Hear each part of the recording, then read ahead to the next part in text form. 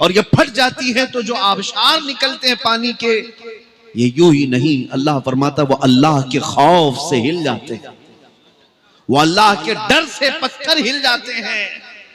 और फिर लोगों के दिल कितने सख्त हो जाते हैं कि अल्लाह और उसके रसूल के जिक्र से उनके दिल नहीं हिल पाते। और इसीलिए कुरान में अल्लाह ने फरमाया सुम्मा क़सत क़ुलूबुकुम मिन बअदि ज़ालिका फ़हिय कल हिजारा औ अशद्दु क़स्वा, लोगों के दिल पत्थर से ज्यादा सख्त हो जाते हैं। मेरे अजीजों, आज मैं आपके सामने जो बैठा हूं, हो सकता है आपके माहौल के अलावा तकरीर आप सुन रहे हो, या मुझसे अगर बहुत ज्यादा आप चीख पुकार सुनना चाहें तो इस खाम ख्याली को दूर करें। ना ही मैं अपनी तकरीरों में आपको बहुत ज्यादा बुलवाना चाहता हूं कि सुभान अल्लाह बोलो, नारे लगाओ, नहीं, खामोशी से सुनते रहो। अगर दिल में एक बात भी असर कर गई तो यह जलसा वसूल है और लोगों की जिंदगियों में इनकलाब आ जाए।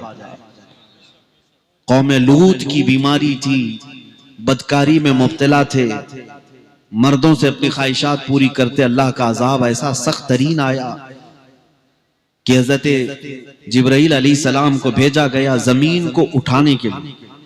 जमीन पूरी उन्होंने उठा दी। फजअलना आलियाहा साफिलहा व अमतरना अलैहिम हिजारतम मिन सिज्जील, जमीन को ऊपर तक उठाकर उन्होंने नीचे फेंक दिया।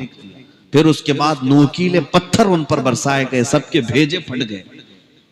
ये कौम लूत को तबाह कर दिया गया, एक साथ पूरी कौम खत्म हो गई।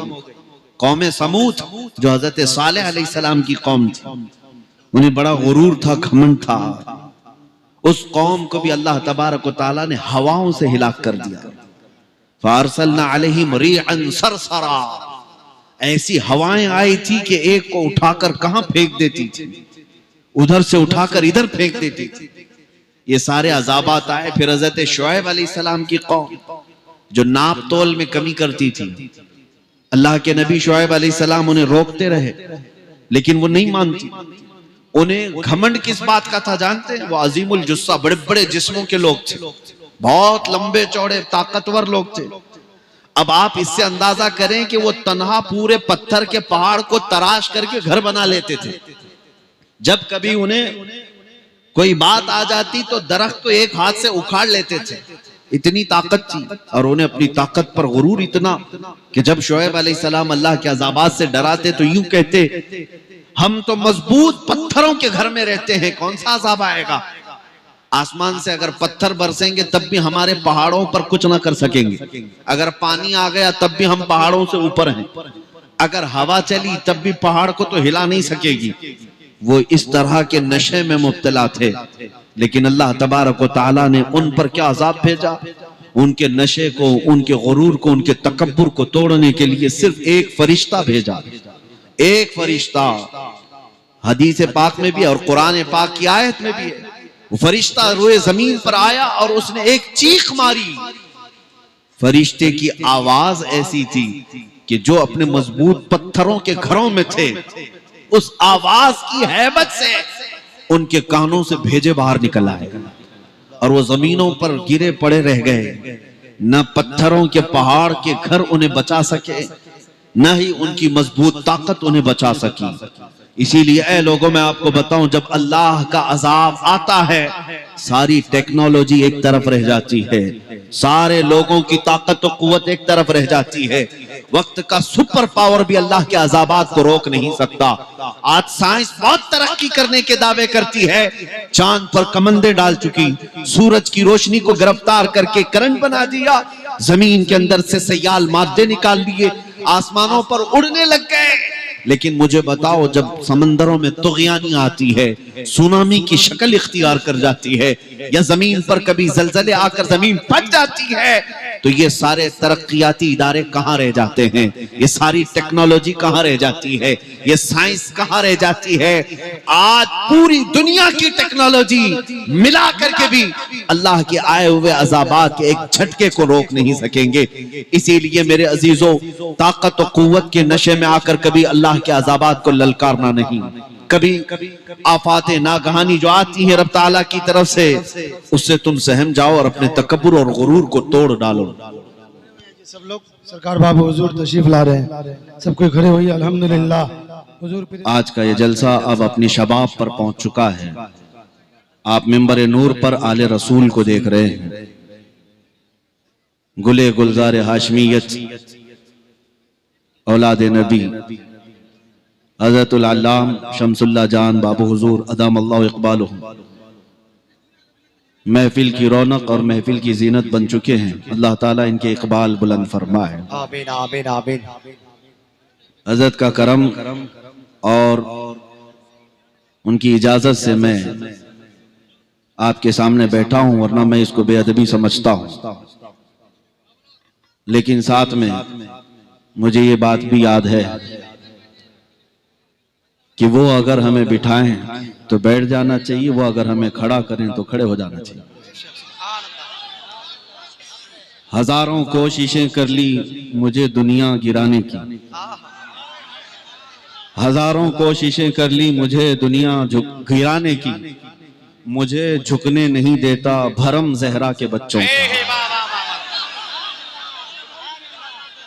मुझे गिरने नहीं देता भरम जहरा के बच्चों का। अहले बैत अतहार का ये फैजान है कि ये हमेशा नवाजते रहें। अल्लाह तबारक व तआला इनकी अताओं को सदा सलामत रखे।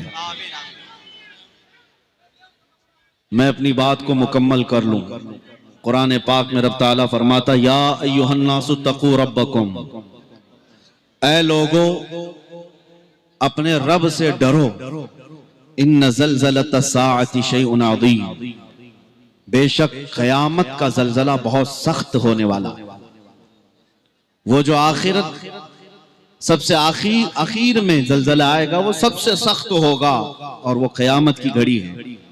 इज़ा ज़ुलज़िलतिल अर्दु ज़िलज़ालहा, जब जमीन हर तरफ से हिला दी जाएगी। व अख़रजतिल अर्दु अथक़ालहा, अपने अंदर की बोझल चीजें वो बाहर निकाल देगी। वो क़यामत के करीब होने वाला है। लेकिन उससे पहले ये जो हालात बनते जा रहे हैं, जमीन में अज़ाबात क्यों आते हैं, जमीन में मसाइब क्यों आते हैं, हम लोगों से बरकतें क्यों उठा ली जाती हैं, इसके 5 वजूहात अहादीस की रोशनी में जिक्र किए गए। मैं वो आपके सामने रखता हूं ताकि आज इस इल्मी महफिल से आप कुछ लेकर के जाएं, और अगर अपनी जिंदगियों में ये खराबियां आई हैं तो इसको बदलने की कोशिश करें। अल्लाह का अजाब कब आता है? फरमाया गया जब सूदखोरी आम हो जाए। सूदखोरी आम हो जाए तो गोया के सूद खाने वाले अल्लाह को चैलेंज करते हैं। कुरान में रब ताला ने फरमाया, फ़इल्लम तफ़अलू फ़अज़नू बिहर्बिन मिनल्लाहि व रसूलिही, अगर तुम छोड़ नहीं सकते सूद को तो आ जाओ अल्लाह उसके रसूल से जंग करने के लिए। कुरान में अल्लाह फरमाता है फ़अज़नू, इनको कह दो, अब ऐलान कर दो कि आ जाए अल्लाह और उसके रसूल से जंग करने के लिए। सूद क्या है? यह आज मुसलमानों में भी फैलने लग गई ये बीमारी। बाज लोगों को रातों रात अमीर होने का शौक है। लाख रुपए आए तो उसको जल्द से जल्द 2 लाख कैसे बनाया जाए, हलाल तरीके से नहीं, किसी को कर्जा देना और उस पर उससे ज्यादा हासिल करना। इसको आप अपनी जुबान में ब्याज कहें, सूद कहें या कोई और नाम दे दें, लेकिन इजाफे के साथ कर्ज से किसी मुसलमान से हासिल करना यह इतना सख्त तरीन गुनाह है। नबी पाक सल्लल्लाहु तआला अलैहि वसल्लम ने इरशाद फरमाया, सूद के 73 दर्जे हैं, 73 दर्जे हैं, और सूद का एक लुकमा खाने वाला उसका गुनाह जानते हो क्या है? फरमाया गया खाने काबा के सामने अपनी मां से जिना करने के बराबर। सूद खाने वाला 1 दिरहम कोई खाता है, वो खाने काबा के सामने अपनी मां से बदकारी करता है। इतना बड़ा गुनाह, इतनी बड़ी वईद है। क्यों? इसमें हुकूकुल इबाद है। इस्लाम कभी ये नहीं चाहता कि तुम करोड़पति हो जाए और तुम्हारा भाई रोड़पति रहे। तुम्हारा कोई मुसलमान भाई, उसका कोई पुरसाने हाल ना हो और तुम अपनी महल्लात तामीर करते रह जाओ। सूद की यही खराबी है जो पूरे यहूद ने आज दुनिया को सूद में डाल रखा है। मुसलमानों में तुम्हें बेदार करता हूं, अगर कोई अनजाने में भी इस गुनाह में मुब्तला हुआ है तो आज तौबा कर ले। यह अल्लाह के अज़ाबात को खोलने वाला रास्ता है। अल्लाह का अज़ाब कुरान की रोशनी में मैं कह रहा हूं। दूसरी जो वजह है, फरमाया गया जब जिना आम हो जाए, अल्लाह ताला ने फरमाया ला तक़रबुज़ ज़िना इन्नहु कान फ़ाहिशतन व मक़तन व साअ सबीला, तुम जिना के करीब भी मत जाओ। आज दुनिया ने उसको अलग अलग नाम दे दिए होंगे। तिरमिज़ी शरीफ की एक हदीस है, लोग क़यामत के करीब गुनाह करेंगे लेकिन नाम कुछ और दे देंगे। आज जैसे इसको एक फैशन के तौर पर दे दिया गया नौजवान लड़कों का। अभी तो हमारी रिवायात कुछ तो बाकी हैं यहाँ पर, यूरोप में, इंग्लैंड में, वहां जाकर के देखें किसी मर्द के, किसी जवान लड़के के साथ अगर कोई लड़की ना हो तो उसे मायूब समझते हैं लोग, और किसी लड़की का किसी के साथ चक्कर ना हो तो उसे डॉक्टर को दिखाने ले जाते हैं लोग कि क्या मामला है इसका। यानी गुनाह को गुनाह नहीं बल्कि अच्छा फैशन समझा जाने लग गया। ये अल्लाह के अजाब के लिए दरवाजे खोलने वाला गुनाह है। इसीलिए मेरे आका सल्लल्लाहु तआला अलैहि वसल्लम ने इरशाद फरमाया कि जिना को इतना मुश्किल, निकाह को इतना आसान बना दो कि जिना करना मुश्किल हो जाए। अभी अभी कल का जो दिन गुजरा, पूरी दुनिया वैलेंटाइन डे नाम से एक फहश दिन मनाती है। क्या है ये दिन? हमारे नौजवानों को संभल जाना चाहिए। दुनिया जिस गड्ढे में तुम्हें डालने की कोशिश कर रही है, ए नौजवानों, तुम ये फैशन परस्ती या इनकी तरफ हरगिज मत देखना। अल्लाह ने तुम्हें सबसे बेहतरीन उम्मत बनाकर भेजा है। कुंतुम खैरा उम्मतिन उखरिजत लिन्नास, तुम्हें अल्लाह ताला ने ऐरे गैरे नत्थु खेरे को देखने के लिए नहीं भेजा। तुम्हारे लिए गुंबद खजरा का मकी काफी है, तुम्हारे लिए ताजदार मदीना की जिंदगी काफी है, तुम्हारे लिए सबसे बेहतरीन नमूना अमल मेरे मुस्तफा की जिंदगी है। अजीजान गिरामी, हमने देखा है दुनिया ने अगर इज्जत पाई है तो गुंबद खजरा की छांव से पाई है, मेरे आका के कदमों से पाई है।